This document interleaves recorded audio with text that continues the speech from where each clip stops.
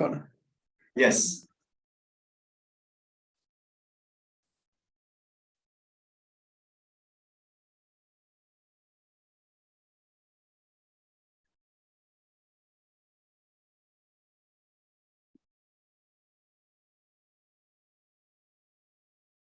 Recording in progress.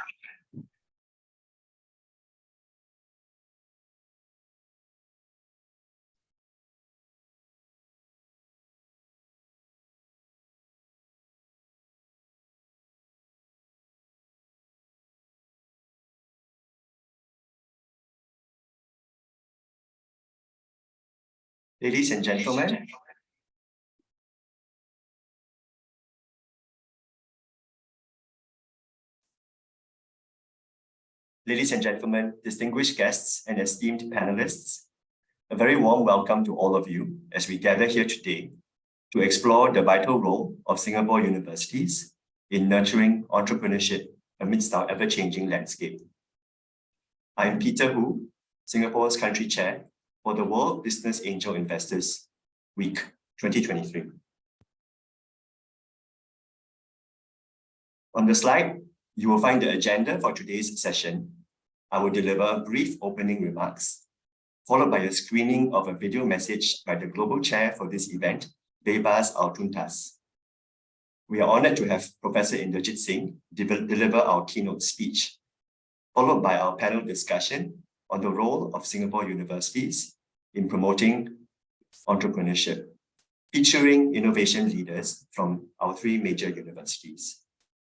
We will then have a short session of Q&A, in regards to which I would like to request for all questions that participants might have to be keyed into the Q&A panel rather than the chat panel. Following which, I'll round up our session closing remarks.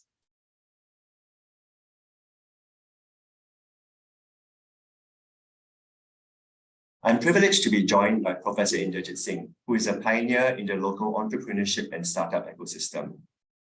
We are delighted to also have on board with us David Toh, Chief Executive Officer of Intuitive, Professor Benjamin T, representing NUS Enterprise, and Dr. Z Thiam Lin, representing SMU Institute of Innovation and Entrepreneurship. I'll be providing more detailed introductions to them shortly. In the meantime, please allow me to introduce myself. I am Peter, WBAF International Partner for Singapore. Currently, my daytime job is at Seaflow Cyber Strategies BV, a Dutch company, and our main product is a search engine for the dark web. We create a safer cyberspace by providing strategic insights and operational perspectives to law enforcement on how crypto and the dark web are abused by cybercriminals. My role involves collaborating with diverse foreign organizations to drive thought leadership and promote good practices in fighting terrorist financing, child sexual abuse, and human trafficking that are facilitated by the dark web. I began my career at the Monetary Authority of Singapore, and altogether I have more than 20 years of experience in public service, offshore banking, entrepreneurship, and cybersecurity innovation. I graduated with a Bachelor of Arts in Economics from Yale University in 2001.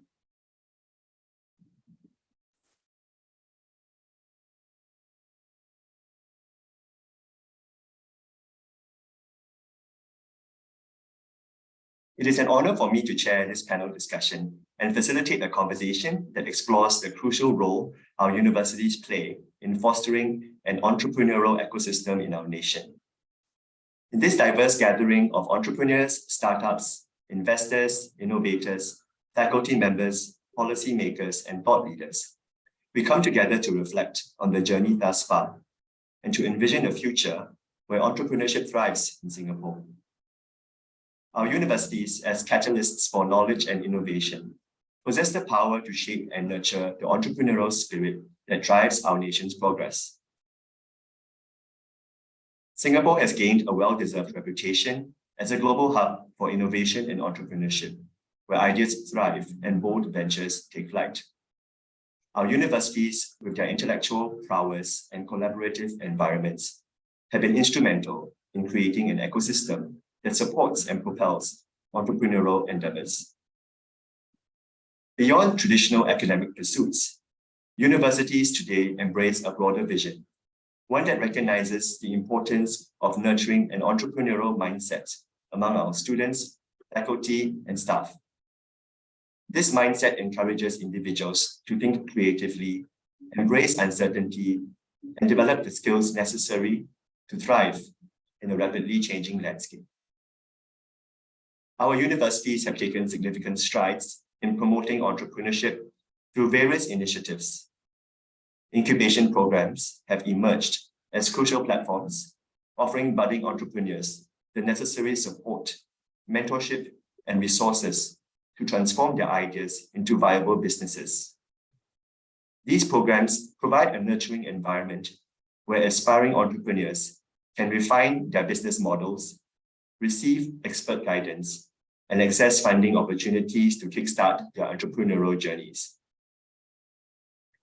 In recent times, the COVID-19 pandemic has posed unprecedented challenges to startups and entrepreneurs. It has tested their resilience, adaptability, and ability to seize new opportunities. However, amidst these trials, it has also brought forth a wave of innovation and creative problem solving.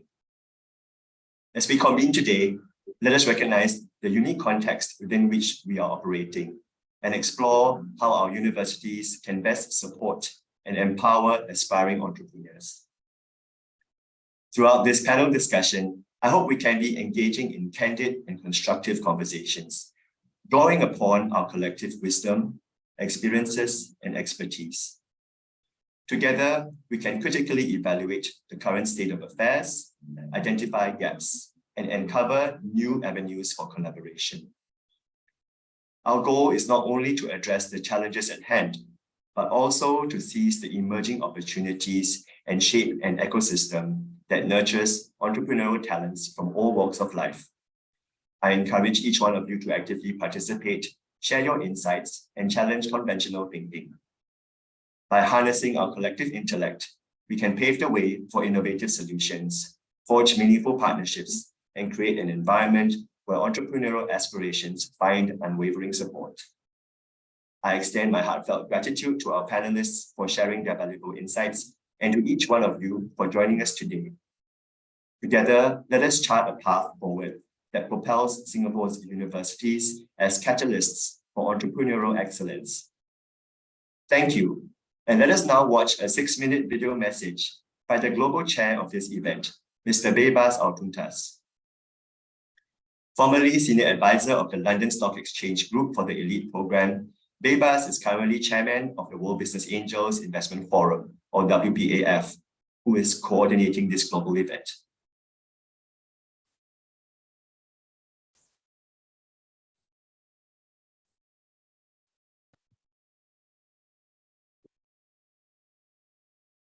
Dear presidents, dear ministers, dear country chairs, and dear participants.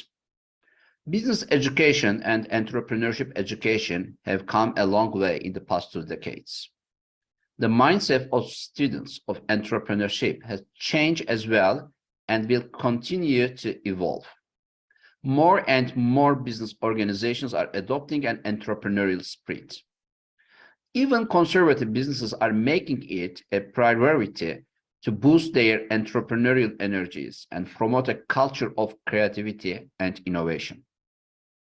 Most innovative business ideas come from young people. Current and future entrepreneurs and investors need specialized knowledge and a highly complex set of skills to move innovative ideas into the market and ensure they succeed. All this suggests that it is time for higher education institutions to take on a new role. They need to revisit their current business curricula and expand their offerings beyond the traditional concept of business education into a wider framework that bundles education, incubation, mentoring, technology transfer, and research and development. With this in mind, the stakeholders of the World Business Angel Investors Week have agreed on the theme for this year's week, which will now take place until 25th of June as global collaboration with higher education to increase financial inclusion. The week aims to contribute to the development of skills and expertise of students and faculty members alike, assist in the digital transformation of higher education institutions, and foster the kind of creative thinking that leads to innovation and eventual success in the ever-changing market environment of the 21st century. During this special week, all stakeholders and participants in the week's events will pause to reflect on their fast-paced journey to analyze why business transformation is needed and how transformation will support entrepreneurship and innovation that will boost economies, and to reiterate how entrepreneurial ecosystems can create more jobs, more wealth, and for more social justice in cooperation with key players in early-stage equity markets in the post-pandemic economy. World Business Angel Investors Week 2023 will feature roundtables that will provide a platform for entrepreneurs, angel investors, and academicians to explore the processes startups will go through in post-pandemic times. The week will also include discussions on the ongoing challenges entrepreneurial ventures face in integrating the basic knowledge of strategic planning and will consider creative ways to overcome the challenges. I would like to thank in advance all the stakeholders and partners who will be contributing to the World Business Angel Investors Week 2023. They will be highlighting the importance of higher education to increase financial inclusion, the theme of this year's event. I believe to grow and thrive in a post-pandemic world, swift business transformation into a pandemic-proof organizational model is vital if we are to ensure the sustainability of world economies in the new normal. I would like to thank the organizing committee and the colleagues who will be taking roles as country chairs, global partners, keynote speakers, and panel discussion members. Their combined efforts will create value for the world startup economies, not only during this week, but in the future as well. They will focus on harnessing the collective knowledge of the world's most influential women leaders, policymakers, entrepreneurs, and artists with a view to addressing critical issues of early-stage equity markets in the new normal. The week will also be a great platform from which to campaign for solutions to such critical issues and other worldwide concerns at the United Nations, the European, and in G20 countries. The ultimate goal of all of the week's keynotes, discussions, presentations, and workshops is to agree on a common roadmap for entrepreneurs, startups, and SMEs that will enable them to emerge from this pandemic period even stronger than they were before. We encourage all faculty members of higher education, angel investors, entrepreneurs, and policymakers to explore the merits of the World Business Angel Investors Week and take full advantage of its many benefits.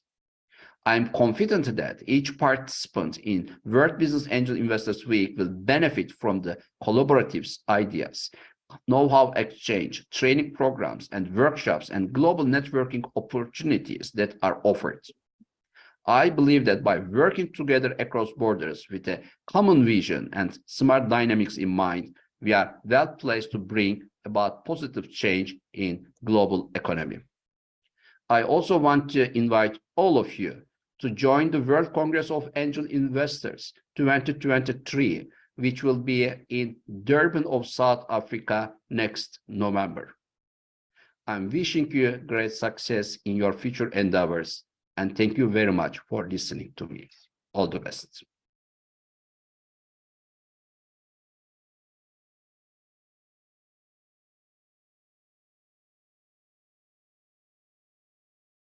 Now, it gives me great pleasure to introduce our keynote speaker for today. Professor Inderjit Singh is a rare combination of experiences: managing a multinational company, a serial entrepreneur, an angel investor, and a policymaker. He was a member of Parliament in Singapore from 1996 to 2015, where he also served as the chairman of the Government Parliamentary Committee for the Ministries of Trade and Industry and Finance. as well as a deputy whip of the ruling party. As a policymaker, Inderjit played key roles in developing the entrepreneurship ecosystem in Singapore. Inderjit is also currently an adjunct professor at both the National University of Singapore and US, as well as at the Nanyang Technological University of Singapore, NTU. As a board member at the WBAF and the president of the WBAF Global Startup Committee, Inderjit continues to be active in developing the global entrepreneurship and startup ecosystem. Professor Inderjit Singh, the floor is yours. Okay, all right. Thanks, Peter, and thank you everyone for joining. I'm going to share my screen. Okay, can you see that, Peter? Yes. Okay, all right. Yeah. So welcome everyone to our Angel Week, WBF Angel Investors Week. We have been doing this for a number of years, and this is an event that's being held globally. We expect about 120 to 130,000 people to be participating over this period of this week. And I want to thank our panelists from our three major universities, experts in their own area, and in innovation and entrepreneurship in the universities. And I want to take the opportunity to thank them for agreeing to be our panelists today. And thank you, Peter, for hosting this. Now I'm going to just do a brief introduction, in line with the global theme for the WBF week that we have put together, Global Collaboration Institutes of Higher Education for an Innovation Economy. That is a topic we chose. We've been doing different things over the years, but one of the most important component of a good ecosystem is what we do at the university. So that's the reason why we chose this topic this year. So why global collaboration? Of course, everyone benefits from a global collaboration, brings diverse perspective, knowledge, and expertise from different parts of the world. And the more we can do this, the more we will be able to create even stronger economies and diversity in the economies that we want to develop. Cross-cultural understanding is very important today in a globalized world, and this world is getting more and more connected. How can we get that kind of understanding? Exchange of ideas. We may know something down here, someone in Africa may know something else. I think exchange of ideas can help us solve global problems faster, and pooling of resources. And so, so basically, this is a call for collaboration globally, and we hope that that we'll have more and more such international collaboration. And I know our universities in Singapore have done a great job in this area in collaborating across the globe. And some examples I picked up, other than what our universities have done, are these programs that are done in Europe, in the US, and also in Africa.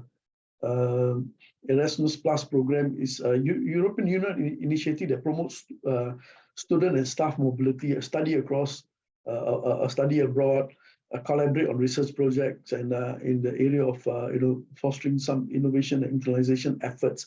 Our universities do this, both our universities, NUS and NTU do it, and I think SMU may be doing something like this. MIT has got this MISTI program, again, where MIT students and faculty, they have research and internship opportunities globally. So this again helps us promote global collaboration and entrepreneurship. And interestingly, even in Africa, the African Research Universities Alliance, ARUSA, they bring together leading African universities, and we should not underestimate some of these universities that are up and coming, and they do a lot of work in the area of research collaboration and driving innovation. So these are just examples of programs, and I'm sure there are many more around the world. And later on, hopefully from our speakers, panelists, we can hear some of the things that they do here in Singapore. Now, what makes a good global, good innovation ecosystem? There are many models, but these are MIT models where the five major stakeholders play a key role: entrepreneur, risk capital, the people who provide the money, government that provides, creates infrastructure and support structures, rules and regulation, and the corporate industries. And at the center of all of this, I believe the universities can play a very important part in making this happen. Universities are missing. I think we won't be as strong, won't be able to create a strong innovation ecosystem as is possible. In a busy slide, I'm not going to go through the detail. you can see in this slide, college and universities are in the center, and how the global, the rest of the innovation ecosystem work with the universities. So there are many linkages between the universities and other stakeholders in the ecosystem, whether they are firms, whether they are networks, whether growth companies, and then how the exchanges happen, whether it's R&D, the commercialization of the research that's done, whether it's bringing in training of talent, and so on and so forth. So universities play an important role, and having been involved in NTU for many years, and to some extent understanding what has been going on in both NUS and SMU, I know that there's a lot of good work that the universities do that link the rest of the ecosystem with them. All right, and so example of other models that have worked in this area. Stanford, of course, everyone knows them. HP, Google, have joined in with the universities, and it's created a very vibrant innovation ecosystem. MIT has a media lab that brings experts from across the discipline to do research, drive innovation in areas like artificial intelligence, robotics, biotech, and so on. And the Cambridge Innovation Center, CIC, is a global network of campuses that also creates this environment. So there are many examples that we can learn from also. All right. But how do we measure success of what we do? I will first talk about at the country level. We have the Global Innovation Index. This is the 1922 outcome. If you look at it, Singapore is at number 7 overall. But what I want to highlight down here is that while we are number 7 overall, we do very well in input factors. For example, in the area of institution, we are number 1 in the world. Market sophistication and business, we are like 4 and 2. But when you look at the output factors, knowledge and technology output and creative outputs, we are ranked 13 and 21. So in fact, among the top 20, we are the worst in terms of output and knowledge, and similarly, in fact, for both of them, for creative. So when we want to measure success, we need to look at both the input and output factors. And this is another chart showing, the scale. The vertical scale is output, the horizontal scale is input. Look, Singapore is below that straight line. I circled it. And they look on top left side, Switzerland, Sweden, and some of the more innovative economies, even China, the outputs are actually doing better than for the inputs that we invest in. So it's important that even in the universities, we focus on output. And so the question is, how do we measure success in the universities? Number of spin-offs, number of startups, IP, educating, revenue, what else? So what are our universities doing? And I hope that today our panelists will be able to share with the audience on some of these things. Okay, so wishing everyone a fruitful session. And again, once again, thank you, panelists, and thank you, Peter. I'll end down here. Thank you.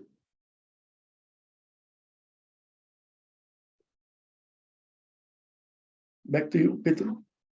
Thank you, Professor Inderjit Singh, for the insightful keynote speech. Let us now begin this enriching dialogue. It gives me great pleasure to introduce our illustrious panel of speakers for today. From NTU, we have David Toh, CEO for Intuitive, which is the university's innovation and enterprise company. David is an experienced business development and commercialization director for new early-stage technological innovations. Before joining Intuitive, David spent 20 years in the finance industry as a top-rated technology sector analyst and fund manager. In that capacity, David also advised listed and private technology companies in the APAC region on corporate strategy and fundraising in capital markets. After leaving investment banking, David worked as a fund manager at DBS Asset Management before setting up his own APAC-focused absolute return equity fund. David graduated with double degrees from Cornell University with distinctions in Bachelor of Science in Materials Science and Engineering and a Bachelor of Arts in Government and Asian Studies. From NUS, we have Associate Professor Benjamin T, who leads the university's Sensor.ai Systems Labs. He is also Vice Dean of Research at the College of Design and Engineering and Associate Vice President of Enterprise at NUS. He obtained his doctoral degree in electrical engineering from Stanford University in 2013 and was awarded the prestigious National Research Foundation Fellowship in 2017. Prof. T is a med-tech entrepreneur, wearable sensor electronics expert, serial innovator, Stanford Biodesign Global Fellow, and tactile perception scientist and engineer. He believes in a multidisciplinary and collaborative approach to identifying and tackling grand research challenges and strives to achieve translational real-world impact through entrepreneurial endeavors. Last but not least, from Singapore Management University, SMU, we have Dr. Z. Tiam Lin, a visionary senior executive with a wealth of experience in technology transfer and IP commercialization. Prior to joining SMU as Senior Licensing Advisor at the Institute of Innovation and Entrepreneurship, he was Founding Director of IPI, a subsidiary of Enterprise Singapore with the charter to create opportunities for enterprises to grow through innovation with ready access to global ecosystem and advisory services.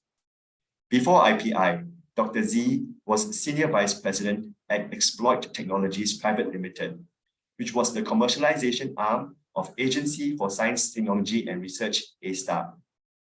Dr. Z holds a PhD in AI and a Bachelor of Engineering in Automatic Control and Systems Engineering from the University of Sheffield, UK, and is a certified licensing professional with Licensing Executives Society, US, Canada.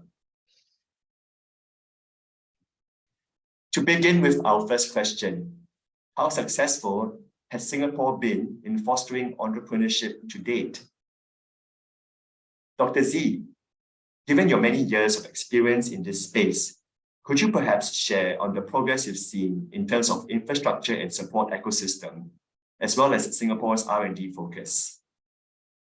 Thank you very much, Peter, and I'm honored to be able to join the distinguished panel here, to discuss some of these questions. Yeah, this is very interesting questions, and I thought I'd share 3 observations. Hopefully, will shed light. I'm humbled to say I can answer the question. So, my first observation and comment is to take it from a time reference. So, I'm honored and quite happy to be in this innovation enterprise development for the last 20 to 30 years. If I may put it categorically, I see 3 phases in the way Singapore has evolved so that we could, with respect to time, comment on this question. I recall in the 90s to 2000, it's a lot of industrialization, automation, and that's where I graduated in my AI. I can't find a job though. That's another story we can talk about. Then 2000 to 2010, the science and technology plan comes into a bit of force with a lot of emphasis on research, and that's where the A*STAR Institute was formed.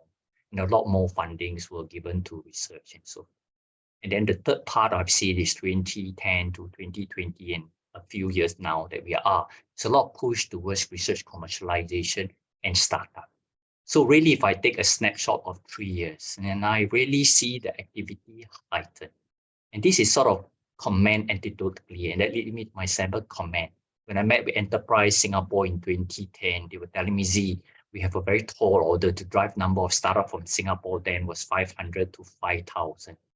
But in my mind, I said, could we do that? But just last month, our Minister was, Shanmugam was mentioning at HDX launch that we have achieved 4,700.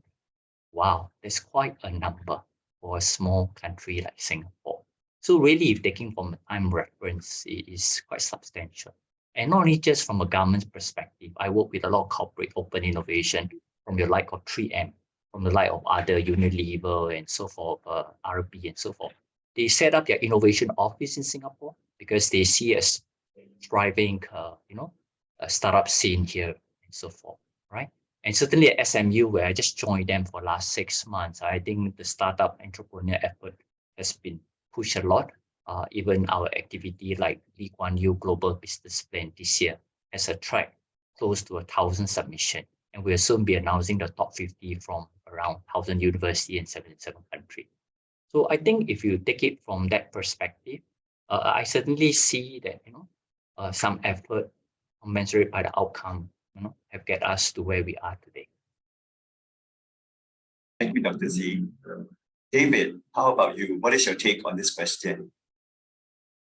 I see a gradual improvement, but there's still a lot of work to be done in this respect because historically, the graduates coming out from our top universities in Singapore have always look for professional type jobs, in working in multinational companies, and that's a function of the historical economic development of this country.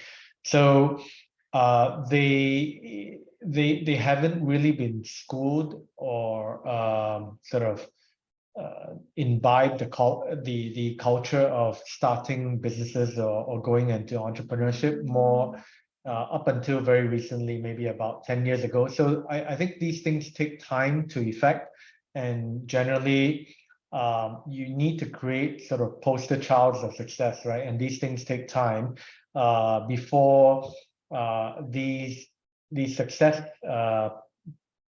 successful people or entrepreneurs then provide the role models for future students and graduates to emulate and aspire to, right? And I think part of the challenge is that Singapore is a very tiny, small market. So we only have about 5.5 million people on this island, which really doesn't make it a real market. And in order for you to grow a business successfully, you need to be able to scale internationally. So the skill sets required to build a business and scale that internationally are not easy to come by. So these things, I think, take a bit of time to develop. So it seems that civil service jobs or jobs at MNCs might still be considered as top tier jobs, and entrepreneurship might not be the top choice for most of our top students. How about yourself, Prof. T? What is your take on this question? Yeah, thanks, Peter. I think that, well, certainly going to Z's point regarding the growth of the ecosystem, there's no doubt we have grown as a innovation and entrepreneurship ecosystem has grown dramatically over the last decade. How do we measure success? Often depends on how you define, what that success means. I think that as a whole, I think we have it, I would say, given our size, wildly successful in fostering interest and actual execution of people in startup companies based on, I would say, numbers. But a lot of times, some of these metrics are often not very tangibly measured. Education and talent development, for example, is very hard to say, well, if the person doesn't start a company but actually end up performing very innovative functions within an existing company, right? Is that considered a success of entrepreneurship training or development? I think it depends on who you ask, but I think that as universities, from a university perspective, we have spent significant resources and time in developing entrepreneurship thinking within our student body, and I think that just sheer numbers, right? I think numbers, I don't know about the how we can say it's a success, but from numbers alone, we have trained over 3,800 students that through our entrepreneurship development programs like the NUS Overseas College, and these students at some point have started over 1,000 startups to date, and they have raised over $3.5 billion in equity funding. This does not include the equity or equity exits like acquisitions. So I think that as a whole, we are quite, I would say, wildly successful, right, to really propel Singapore to where we are today. But other metrics that I think Mr. Inderjit Singh brought up was about, well, how do we compare to other ecosystems and the input and output measurements? I think that also can be quite oftentimes subjective, but based on that metric, we are not so successful, right? So I think that we are a growing ecosystem, and we are evolving very quickly to learn from some of the best ecosystems in the world. So I strongly believe that the consistent investment and resources that we put into entrepreneurship will bear fruit, no matter how you define the success to be. Thank you, Prof. T. And if I may chime in a bit, Peter. Yeah, and while I've been positive about the success of the ecosystem, I think where I also hope to see success is not just from the university, but the investment, the angel investment, particularly from the private side. I know somebody just commenting Singapore is quite generous from the public sector funding on many of these startups. But certainly, I think at some point, there's a point we can talk about that it takes two hands to see a successful entrepreneurship ecosystem. And the private side, how they come in to take risky bet with our startup. Don't you think so? Or at least to the panel, I address this question. I think, well, thanks, Zee. I think that's a good point. I just quickly add, actually, it's quite remarkable to look at how private equity or VC, number of VCs just in Singapore has grown, right? I think the challenge I think you're referring to is really sort of a much earlier stage when the ideas are less well formed. To that, I think the universities have actually play a very important role to foster and hopefully de-risk some of these ideas. A good example actually is Carousel from NUS, where actually when they started, we only give them $5,000, right? But those were sort of the early, very, very early seed funding that forced the team to think about budgeting, how to spend the money and so on, right? So then I think that's where universities can play a role. But after that, they got help from the ecosystem, from some of the early angels.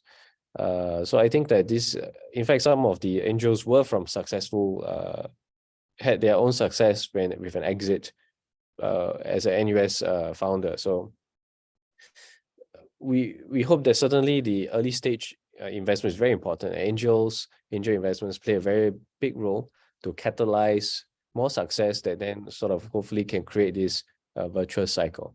I think we are not 100% there compared to, say, the risk appetite in ecosystems like Silicon Valley, but we are making some room there, and hopefully the more success we have, the greater the type of risk capital or the maturity of the risk capital would improve in Singapore. Thank you, everyone. So what I seem to be hearing is that given that many things in Singapore are pretty dominated by the government, so the government has got in place many schemes to help startups, but there is still room for improvement in terms of the private sector's infrastructure in this regard.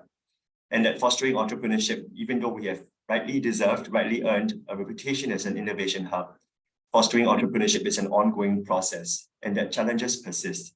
In particular, ensuring sustainable funding, addressing talent shortages, and creating a diverse and inclusive ecosystem remain areas of focus for further growth.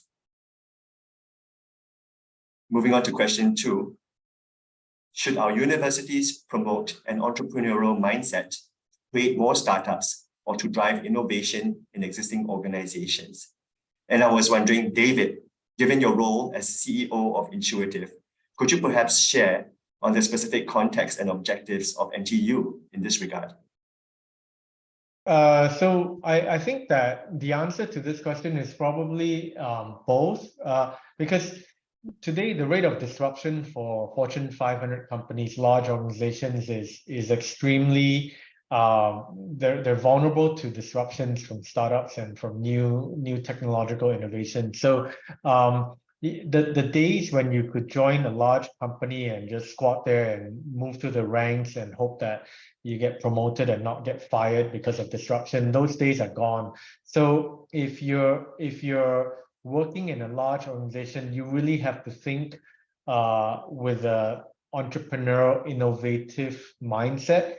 Otherwise, it's easy to get lost in the noise and probably be made redundant when there's a downturn. So I think it's the people who join large organizations need to have entrepreneurial, innovative mindsets. But then that in itself also creates the seed for them to potentially move out of the organization and maybe in their mid-career, settings, come out, leave the organizations to start companies. So I think globally, the average entrepreneurial startup age is around 40 to 45. It's generally a misnomer that that most startups are founded by the likes of Zuckerberg, who started from university. So if your average age is about 40 to 45, generally these types of people who have worked 10 to 15 years in an organization have developed not just an understanding of the domain that the organization is involved in, but also have combined that innovative or entrepreneurship mindset to be able to take the risk to come out and start companies, right? So I think it's a bit of both. We don't exclude one or the other. In fact, when we teach entrepreneurial lean launchpad courses with our students, what we find is that when we poll them and we ask them whether they're inclined to start a company after they have completed the training program, and most of them say, well, I'm not really ready because I don't have a good understanding of the domain set of problems. I don't have a network to tap into. I don't understand the markets as well as I think I need to. So I'm going to go out there and work in an organization, understand where the market gaps are, and then maybe in 5 to 10 years' time, start a company, right? So I think there's no linear path to innovation or entrepreneurship. Sometimes it requires that student to graduate, go work for a large organization, and then maybe pivot into a startup later on. Thanks. That's a very far-sighted and comprehensive take. Does anyone else have a view on this issue? I will chime in here, and I agree with David, a mix. And let me give you my reference point. When I joined A-Star 20 years ago, and prior to A-Star, we have Cradle that spins out all of the company. So there's one period, and entrepreneurship was the talk of the town. And then, of course, but where we see many did not really succeeded or by the wayside. There's a lot of rethinking about just engaging the industry. So we go into a pendulum that kind of. I personally think that a mix is important. More fundamentally is to get our Ministry of Higher Learning to address industry problems. I think once they get the industry problems, will help them to realize the need, and whether subsequently the solution is through startup or through working with existing company. I think that is something we can deliberate. But certainly, I think addressing industry need is important. Now, going to startup or existing company, I think is a mix, because working with existing corporate, they have the channel, they have all the markets and so forth, and for you to roll out your innovation to them and to accelerate adoption is a lot faster. With startup, the gestation could be quite long for some cases. So really, a mix will be important. But importantly, my heartfelt desire is to get our faculty involved in solving some industry problems. So it seems that the blended approach is the way to go. How about you, Prof. T? Any views? Well, I think naturally, it's an interesting question, right? Because all big companies today were once a startup, right? So I think it really depends a lot. Well, certainly entrepreneurial mindset is very important, but I think that the sort of type of journey, the personal is also a personal choice, right? You certainly would learn the most if you start your own company and have to, really build everything from scratch. I think Z is right to say that definitely some of the companies with certain channels that has potentially speed up innovations do occur. But very often then you typically would be forced into a very, I would say, a narrower type of product lines, right? So there are some trade-offs, I think, and really depends on the entrepreneur real thinking, human capital that we have, and what their personal choices are for personal growth and career choice, right? So I think it's very personal choice. I think we want to promote, I think as a university, we can't really decide for the person, right? Or the student. What we want is to give them the broad skills and also specialized knowledge to allow them to make an informed choice. Thank you, Prof. T. So it seems to me that both creating more startups and driving innovation in existing organizations are valuable outcomes, and they are not necessarily mutually exclusive. So many universities pursue both, recognizing the value of both creating startups and fostering innovation in existing organizations. Moving on to question 3. Should universities prioritize research with commercial applications that are relevant to startups. And I was wondering, Prof. T, do you have any thoughts on this question, given your experience tackling research challenges at several world-class institutions? Yeah, thank you, Peter. I think that it's good. It's a great question because very often you almost have to think about how fast you want whatever you're working on get to market. I think that usually this can be sort of classified into two types of solutions, right? One is what we call technology push, and one is a technology pull. Usually with technology pull, typically there's already a very clear commercial value with a clear need, and then you develop the technology to kind of feed that need. This is I would say, important priority if you want to accelerate and have a faster path to market. On the other hand, very often disruptive technology that would potentially change the entire need landscape of a company, even completely maybe put the current company that's creating commercial solutions out of business. These tends to come from what we call blue sky or greenfield research areas. And as a university, every university is different.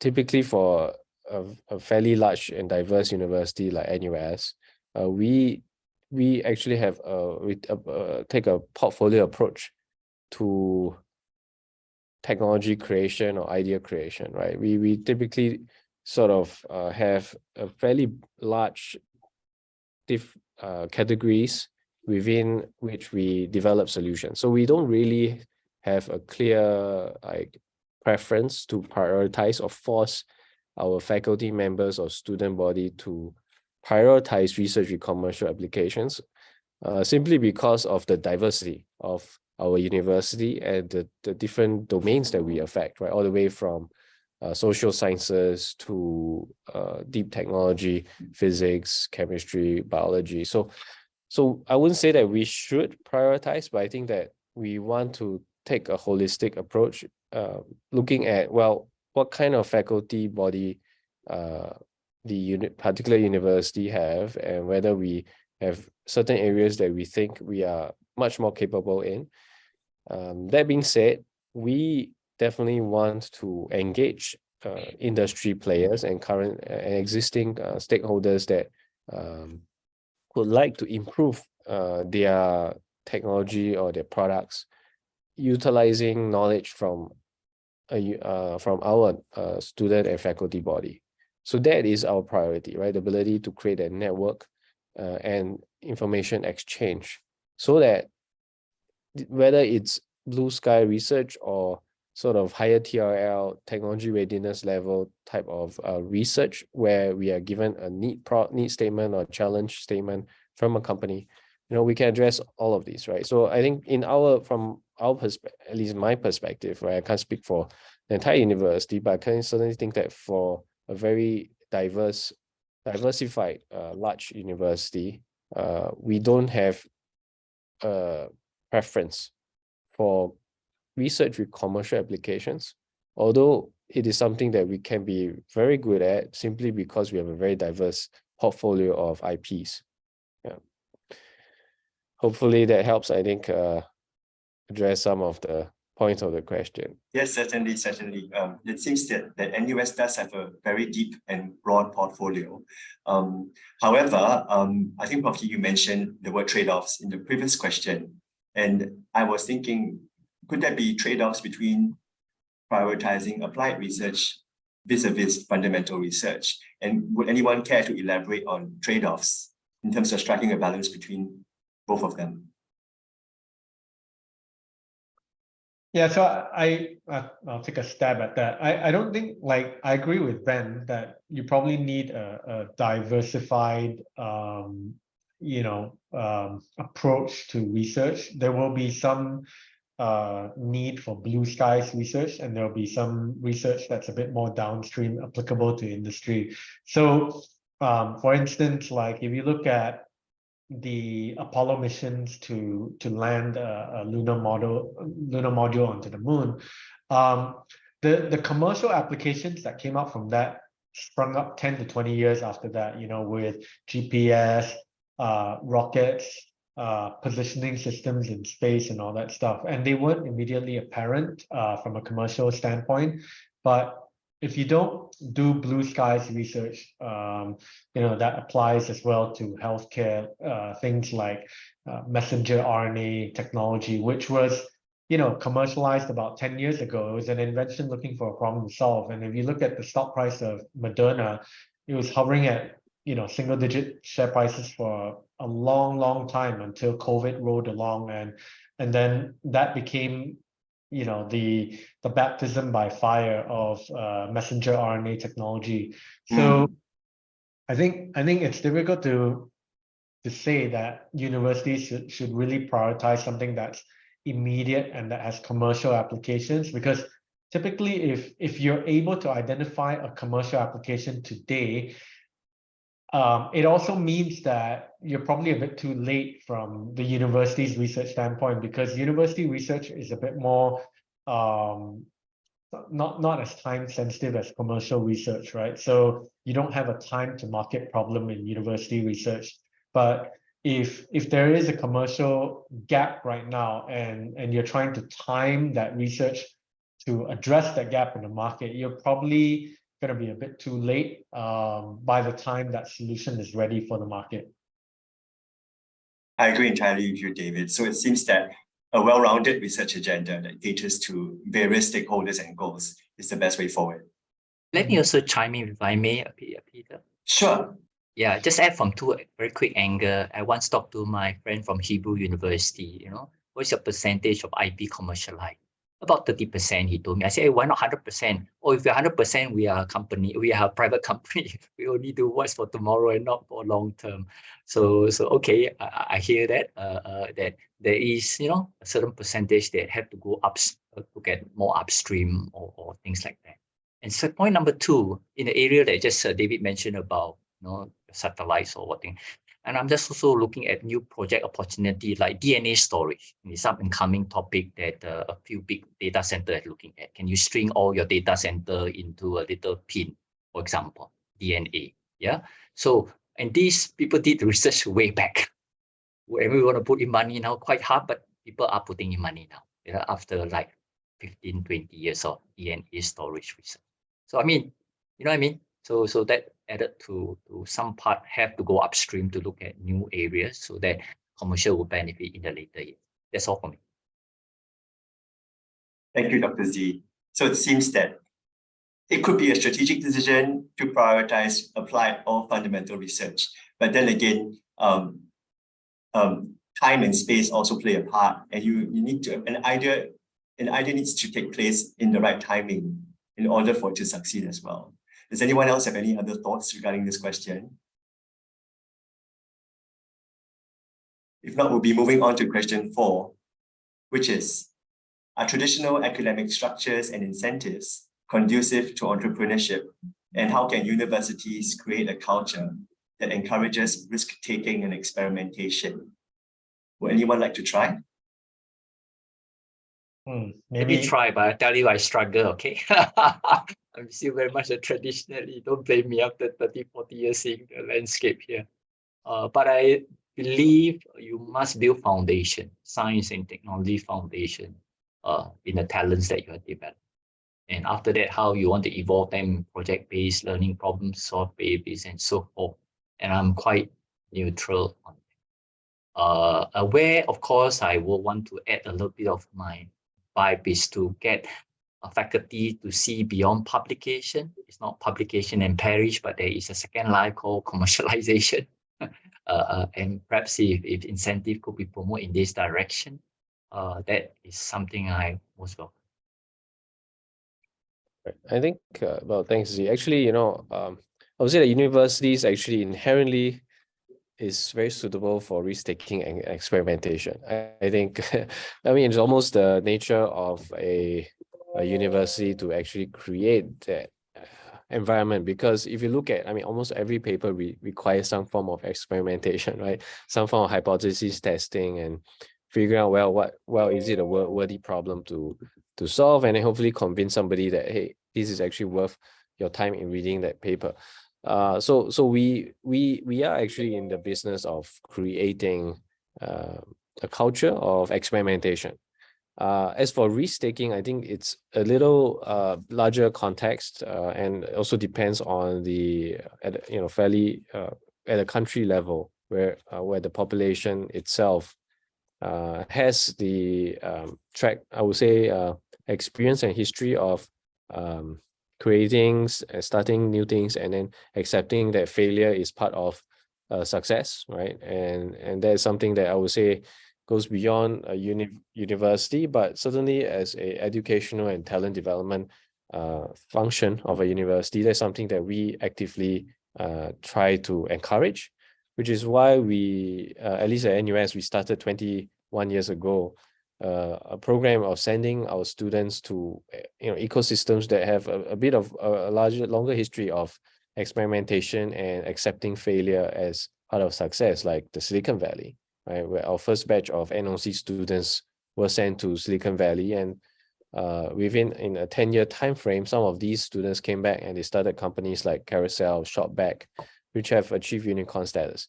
So universities actually create as a public platform and facilitate exchanges between ecosystems. I think that's sort of a role that we can play very well. Hopefully, I mean, that's sort of my 2 cents. But in terms of traditional academic structures, whether it's conducive to entrepreneurship, I think again, it's hard to, with a broad stroke, say that, well, they are not currently conducive to entrepreneurship. But I think that in certain disciplines that tend to be more focused on specialized skills, that can be a bit challenging to implement. But we, as again, diversity helps, we create programs, and if the student, for example, a medical doctor that decides, hey, I want to learn about entrepreneurship and how companies like Intuitive Surgical and so on have started, right? And so some of the other success stories, they can have the opportunity to at least learn, right? So this is something that we provide, but we often leave it to the student to decide, but we create that avenue for them. So, Prof. T, so what I'm hearing you say is that if a student doesn't want to take the expressway, but wants to take a small off the beaten track road, then he can always approach the faculty and alternative arrangements or exceptions can be made. That's right. I mean, we have special programs like NOC, NUS Overseas College, that actually kind of create that pathway for them to experiment. Of course, they will then have to look at, well, can they, do they want to extend, can they fit their schedule into their, proposed or expected graduation time frame, right? So we are talking about really the student side, but at the same time for academic, I think academics is inherently experimenters, right? So we have to encourage that in the faculty body. I don't think that's that is a question. It's rather the question is, well, how well can we do that so that they can find and quickly kind of land on or choose to focus on a problem that's very impactful, all right, and maybe work together, because of I think inherently these days the problems are just so complex that not one single discipline can solve, right? So by having that openness to work across disciplines, I think can help to create impactful solutions. Thank you, Prof. That's very encouraging. At this juncture, I'd just like to remind audience that if you've got any questions, you could kindly ask them in the Q&A panel, and we will address them after this round of questioning is over. How about you, David? Do you have any thoughts, given your experience of the NTU University so far? Do you feel that, or do you think that traditional academic structures and incentives could align with the goals and the mindset of entrepreneurship? Yeah, so at NTU, promotion and tenure for academics, we have two pathways for P&T. One is the traditional publication citations path, where if your publications get cited, and the more citations you have, the higher your rankings and all that. So that's the traditional path. But we also have another pathway where innovation and enterprise will contribute to your P&T if, for example, you are responsible for licensing a technology or spinning off a company which has had significant impact on society or the economy. VP Innovation and Enterprise has been responsible for creating a number of different startups, and that in turn has contributed to his promotion tenure.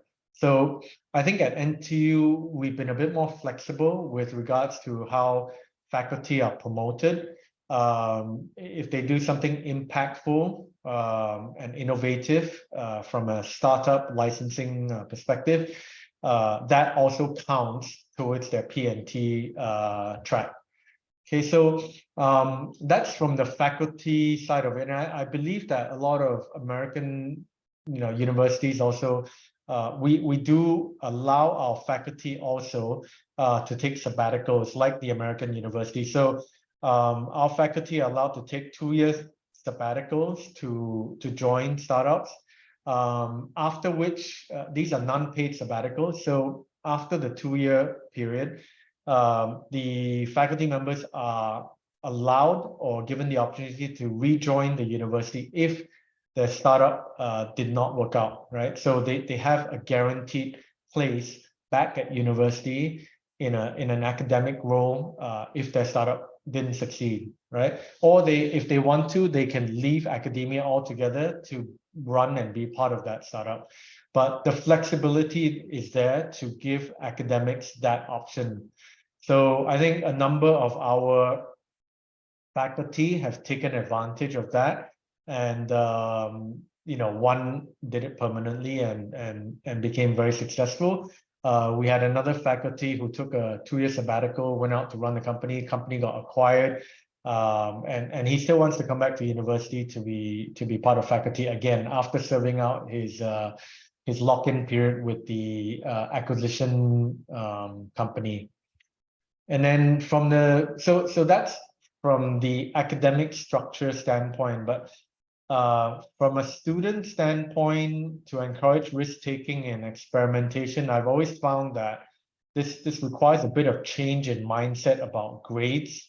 So, some universities in the US, for example, at MIT, because they are taking in so many brilliant students from all over the world, they decided that freshman year students will not get graded. They will only receive pass-fail, right?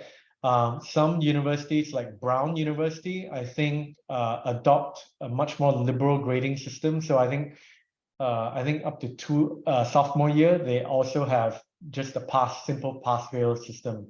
So if I look at myself and having experimented in, I was principally a STEM student in my secondary school and my high school education in Singapore. But then when I went to the States, I discovered this whole area called liberal arts, right? And the reason why I sort of had the guts to go inside and take stuff in there that I wasn't familiar with was because I really didn't care about what my GPA score was going to be. I was on a scholarship, and so my scholarship wasn't gonna be cut if I went to do a bit of experimentation in the arts college. So I went to take the whole gamut from anthropology to political science and Asian studies and history and all that. So it was a lot of experimentation, but I didn't really care about my grades. Of course, I ended up graduating with good grades, but the premise was that I didn't go in there to take the easy courses just to get a perfect 4.0 GPA. I did not graduate with a 4.0 GPA. And I think it requires a change in mindset from both parents and students to understand that 4.0 GPA doesn't really mean much these days, and that companies hire based on not what you know, but what you do with what you know, right? So even if you have a perfect score, 4.0 GPA, and you don't know what to do with what you know, that doesn't count for much these days, because you've got AI and machine language software that potentially can supplant what you learned in school. Thank you, David. I'm very encouraged that that NTU has such a progressive and enlightened career path in place that that can help to expose faculty to real-world challenges and foster an entrepreneurial mindset. And I guess it's just a matter of time before Singapore universities also consider adopting just a pass or fail for their courses. And that's a real mindset. That's going to be a real paradigm shift for our students and faculty as well, I would suppose. Does anybody else have any other comments on this question? But parents may not support the pass-fail thing. Or even you might get students who don't support that either, because the students who are very good at gaming the system and getting the 4.0 GPA will definitely push back against that, right? Yes, but I would imagine that they might not be in the majority. Yeah. Yeah. That's very interesting. And I think that I think Singapore has always been very diligent about monitoring trends in the US and adapting our local universities in that regard. Yeah. Moving on to question 5. So what is the role of universities in supporting early stage startups beyond incubation programs? For example, via VC funds, access to mentorship or resources, or private sector partnerships. Anyone like to go? I think in SMU, Go go ahead, ahead. David. I share one or two because I'm being quite new to SMU, but I know they try to encourage to help the startup by using their solution. So we use different part of the startup solutions we have to try our own solution. So I think that encouraged the startup to have at least a reference customer to begin with. I think increasingly we also see how to support our startup with university resources, reaching out to faculty, IP advisory, everything. Many of the US startup has very good members in their board, and how can we be advisory board to them in forms that make sense to both parties. So these are just very initial. Some are started already, and some are still initial in the thinking process beyond incubation.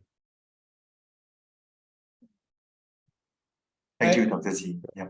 So I think that if the incubation unit of universities, if they were to think of themselves not just as an office of the university, but imagine themselves to be a private limited company and in a true business, then you imagine that what is your product if you were a private limited company? If I was an accelerator from the university, the product of that accelerator would be your startup and your spin-off companies, right? And so if you think like that, then you ask, who is the customer of your accelerator, right? If the product is the startup, the customer who is going to be buying that product would be your venture capitalist or your investor, right? So I think the incubator accelerator at the university then needs to start thinking like, what is the customer looking for? Is the customer looking for the customer who wants to come to buy the product of the university's spin-off companies would be looking for quality investable startups, right? He doesn't want to look for volume. He wants to look for quality. And the reason is in portfolio management, you cannot equal allocate and buy everything across the board. That does not generate what you call alpha, your outperformance. You have to be able to stock pick and pick the best companies to construct the portfolio out from that.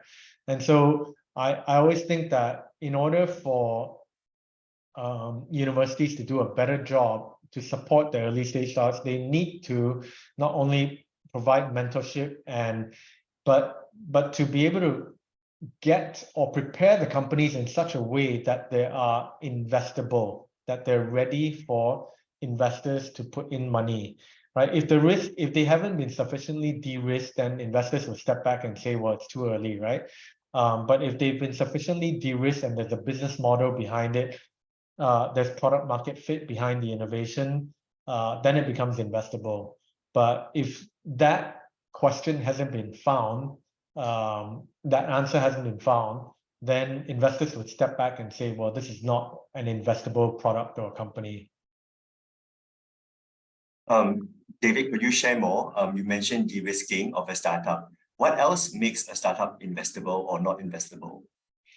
So if you analyze most of the, I'm talking specifically not with student startups. Student startups tend to focus on business model innovations, right? Your undergraduate student who starts a company doesn't have enough domain knowledge in deep tech. So they start what you call business model innovations, which is your carousels, your e-commerce type companies, or your health tech or your logistics tech companies. The graduate students and the faculty members tend to start deep tech companies. And deep tech startups generally, per empirical evidence from our experience, generally their failure rate is not having correct product market fit, no scalable business model. The stumbling or the failure modes are really business related and not tech related. Tech only accounts for about 10% of the reasons why these companies fail, but 90% is attributable to lack of product market fit, lack of scalability of the business model. Some start out with consulting type business models, or they don't understand that something that's applicable for Singapore doesn't scale well into international markets. They're unable to raise funds because they don't know how to pitch. They don't know how to market. They don't know how to expand abroad. They make fundamental mistakes with term sheets and fundraising agreements. So our job, I think, is to make sure that these companies, when they're spun out, are better prepared and have a correct product market fit by the time they start the company, right? So if you don't have product market fit when you go out and try and raise funds, investors will say, well, I like your innovation, but what's the customer pain point you're trying to solve? And then if you're only addressing that question the moment they form a company, it's probably a bit too late, because finding that product market fit requires you to do product engineering. First, you got to discover what's the customer pain point. Then the engineering and the business model are what I call iterative, because if I have an interesting material in graphene, for example, graphene used in a battery application has different specifications from graphene used in an aerospace application, has different specs required in a composite application. So if the graphene is to be used in a battery application, I need to understand thermal cycling, mechanical strength, chemical resistance, ability to bind to the anode or cathode. So these specs are fundamentally different from graphene used in a composite material for an aerospace application, because aerospace may look at mechanical durability, tensile strength, and temperature cycling between extreme temperatures on the ground and in the air. So the specs, the business application drives the engineering, and it's a recursive type of exercise. And I think that the accelerators or incubators within the university have a role to help PIs or researchers discover what is that product market fit while they're still at university, right? If you don't, then by the time you go out, I think nobody wants to fund a fundamental research problem when you spin off the company. Thank you, David. That's very meaningful sharing. And yes, I do agree. I think that many of the startups are, I guess their main challenge is to identify the pain point of the customer that is really painful enough that necessitates the demand for their product. Does anybody have any thoughts on what are the challenges in implementing some of this support for startups via VC funds or access to mentorship or private sector partnerships? Any of the challenges faced? Well, I just chime in. I think certainly it's always I would say almost like a chicken and egg type of question, usually when you start the ecosystem development, right? So I think the challenge is, well, first people want a track record. I mean, when you're first starting, if you are first starting, right, you don't have a track record, right? So I think you first have to sort of decide that this is, at least for a university, right, this is a strategic decision that you want to grow the entrepreneurial and innovation ecosystem, right, wherever you are, and then you need to link up the players in that ecosystem from three categories. First is talent, second is infrastructure, and third is capital. So the university has that important role to be able to link up all three components of an ecosystem, right, and create that fertile ground for these different stakeholders to kind of cross-pollinate and create investable startups, as David has pointed out. So if you are first, if you are very early on in the journey of ecosystem development, I think that you would have to first decide, yes, you will dedicate at least 10 years of effort. Because if you look at success stories, right, usually on average, a unicorn, if you kind of use that as I wouldn't say it's a success metric to aim, but it's a proxy for how mature the ecosystem is.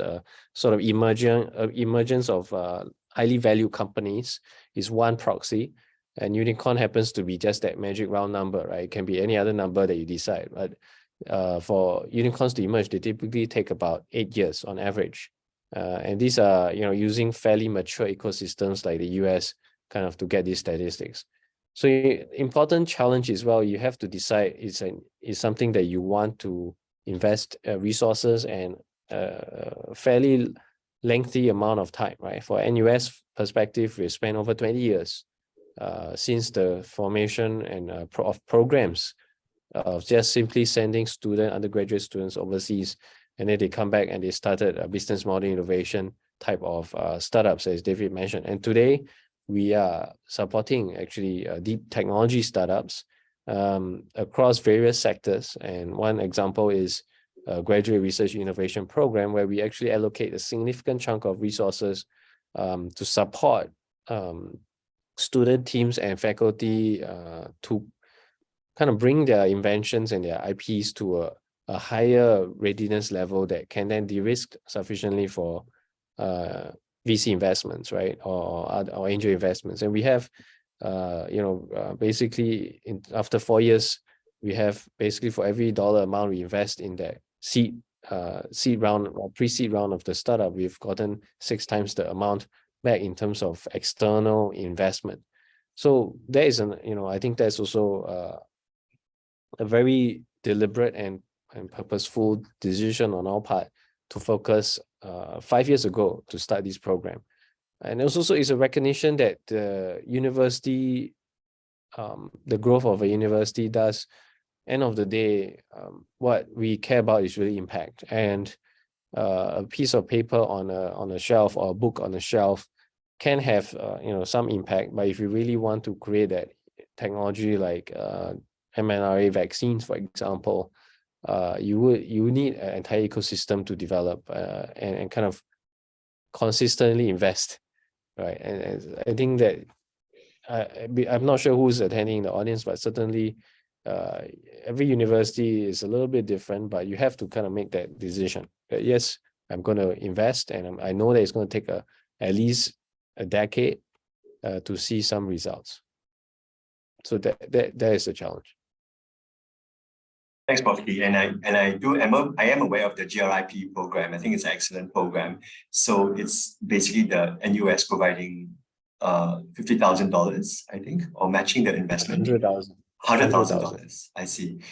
Do you think that what about private sector venture capital funds? Do you think that the university needs to play a part in that securing of private sector funding. And does anybody have any comments maybe on the global landscape for VCs? Ever since the pandemic, has that kind of changed the global landscape of VC funds somewhat? Well, certainly a lot of VC funds have a lot more dry powder, that has been delayed in deployment. So I think we might see a sudden surge in investments, but especially now with the IT and AI technologies coming into play, we also see sort of almost a bit of a gold rush into this type of industries. So it should be quite exciting time. I think if you are angel investing, this is probably a good time to invest as well, because valuations have sort of taken a breather, right, in their breakneck pace of growth during the pandemic, and sort of coming down to a bit more, I would say, realistic levels, especially for small check sizes. This is probably a very good time to invest, so that when the VC funds start to deploy capital, you can kind of benefit from the potential upside. And that's a wonderful segue into our last and final question, which is, how would large language models, LLMs, and other emerging AI models impact the startup ecosystem? And I guess the impetus for including this question has been that GPT and generative AI seem to be the hot topic of the moment. Anybody? Well, I'll just take a quick step at this. I think that it would certainly make the starting of a company or a viable looking company, right, quite a shortened process, because of the ability to quickly generate some whether MVP or pitch deck or disruptive business models. So it would actually make startup creation process a lot more efficient. So certainly this type of AI technologies is going to accelerate and increase the number of startups forming. That's across almost all, I would say almost all types of industries. That's certainly one impact I can foresee. Yeah. Thank you, Prof. Anyone else? Well, for all these LLM, ChatGPT type applications, I think where they found a lot of good use is in copywriting, marketing. So if the way search goes is that if you start a business and you need to get some traction online, or at least from a marketing standpoint, your website needs to be refreshed, right, with content. And so you can, instead of hiring a dedicated copywriter to write blogs or articles that promote your technology, you can automate that with using ChatGPT to write different articles. Because the way Google indexing works by trawling the website is that you need to have content that's refreshed on your website in order to maintain the rankings on the search engine. So it probably, with ChatGPT, you don't need to hire a dedicated copywriter, marketer to do online marketing.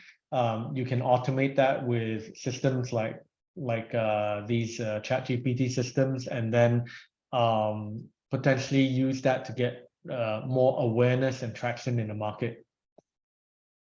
So it seems that LLMs can automate various processes, increasing operational efficiency for startups, and that startups can also leverage LLMs to analyze and extract insights from large data sets to gain a deeper understanding of their target market. Yeah. Dr. Z, do you have any thoughts on this question? Yeah, it's very humbling for me. I graduated 95. I couldn't find a job in AI. Now it looks like AI is going to replace some jobs. Anyway, that's just oxymoron. Okay, anyway, yeah, I am very positive, but yet cautious at some point. Positive, or at least, yes, if taken by storm. But being cautious also that every startup should seriously think about how it will impact their business, in 3 to 5 years. is giving evidence, how people are using such information to cut down the middleman and so forth, and getting more data to people and cut down all the in-between. So that's something to be cautious about. The other part that I thought also is about, just recall the notes that I captured and make sure that I think with the emergence of the Europe Act, which we heard last week or this week, I think so. It's just to be cautious that they are expecting many of these to be really upfront, where you crawl the results and you have to let them know and so forth. So it's a very dynamic space. You don't want to be develop product and then and you go to certain market. This act comes based on to you. So really, I'm watching the act or the implementation of it quite carefully, how it will impact many startups who are providing this copyright or that rights and things, among other things, in their solutioning or services. But certainly, it is an area that's exciting. Even at Lee Kuan Yew Global Business Plan, while I have 200 judges that look to 1,000 proposals and so forth, I'm also exploring using AI. And we'll make more mention about it when the result.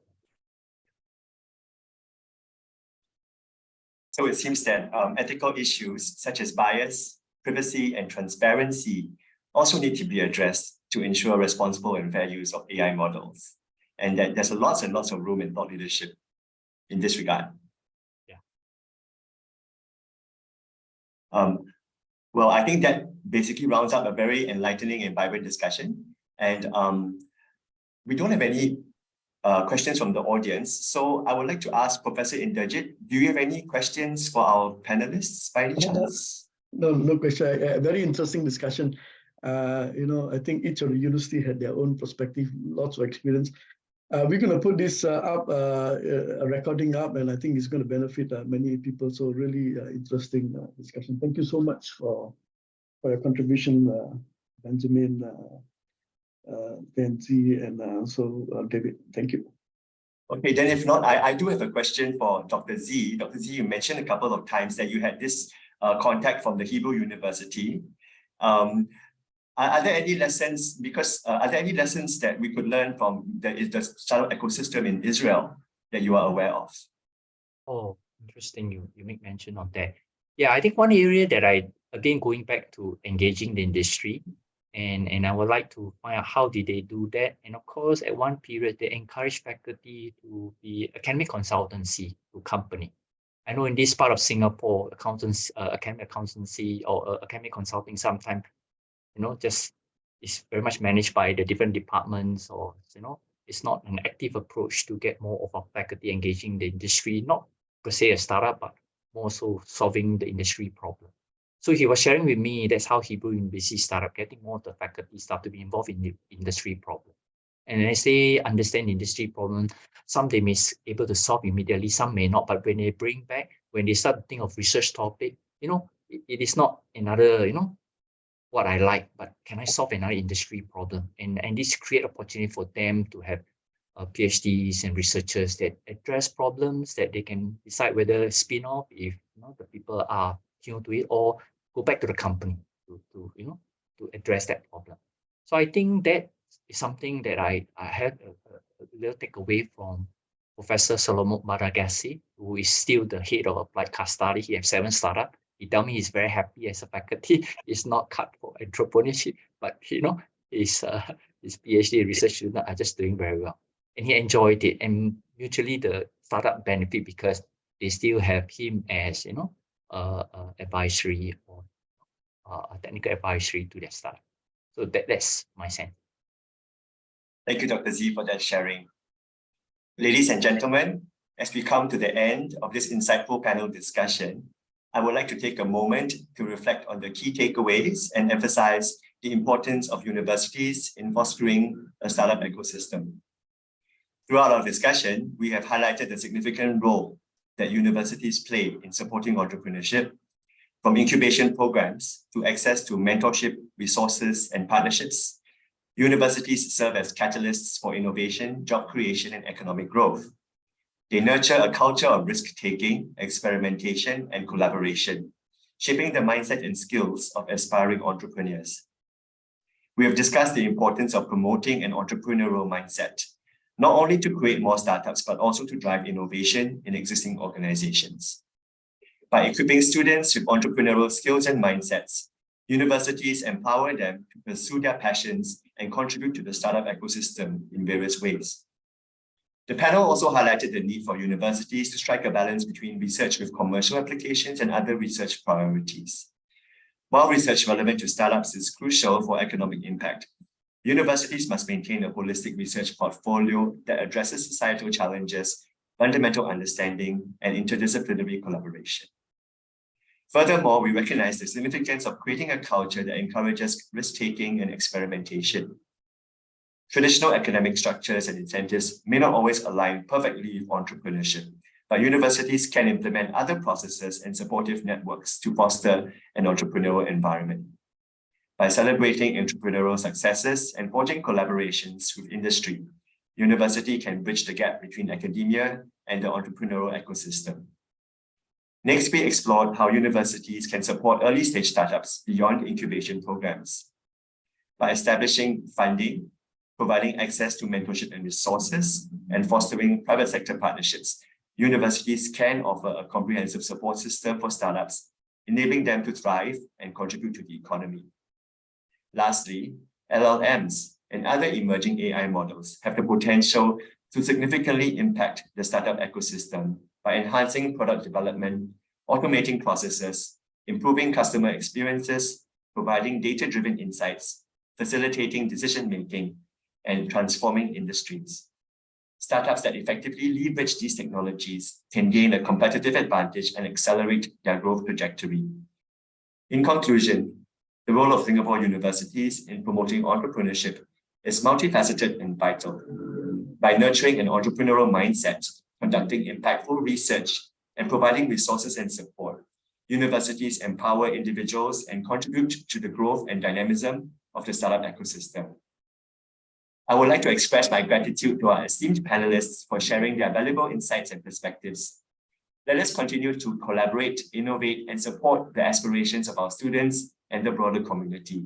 Thank you all for your active participation, and I wish you continued success in your endeavors. Thank you, everyone. Thank you. Thank you. Thanks. Bye. Thank you, everybody. Thank you. Bye. Bye-bye.